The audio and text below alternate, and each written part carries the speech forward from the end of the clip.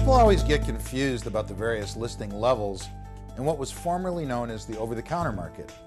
In the 70s, the over-the-counter market evolved up into the Nasdaq Electronic Exchange. Nasdaq stands for National Association of Securities Dealers Automated Quotation System. On the Nasdaq, broker-dealers buy and sell stocks in which they make a market by displaying their bids and offers through an electronic network.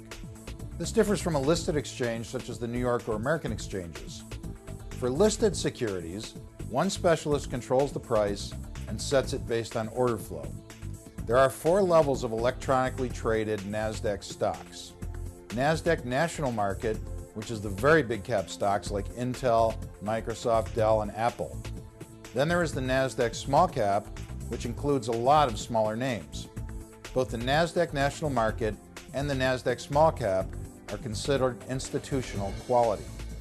The OTC Bulletin Board is the home for most of the OTC Journal ideas and lots of risk-oriented individual investors. There is no minimum size or market value for Bulletin Board listed stocks, but companies on this exchange are required to provide the same level of SEC reporting that the larger cap stocks provide. This includes quarterly and annual financial statements, reports of significant changes, and reporting on large position ownership.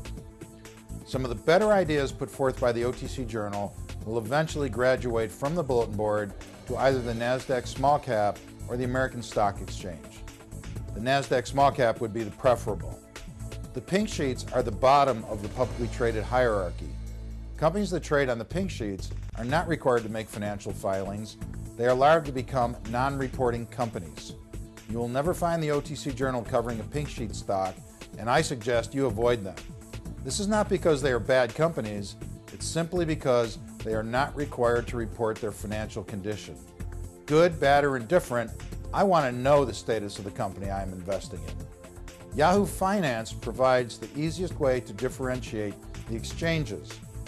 The bulletin board symbols have a .ob at the end, and pink sheet stocks have a .pk at the end.